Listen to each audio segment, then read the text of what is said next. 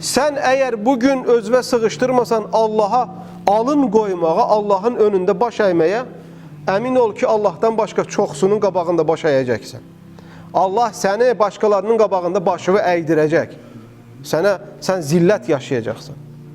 Sən aləmlərin Rabbi olan Allahı anıp da onun qabağında səcdə eləsən, Allah səni kəramətli qılacaq, sənin belini möhkəm eləyəcək, başqalarına sənə səcdə etdirməyəcək, səni qoruyacaq Allah Teala. Əs-salatu, əs-salatu və mə mələkət əymanukum.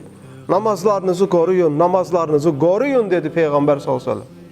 Namazlarınızı qoruyun.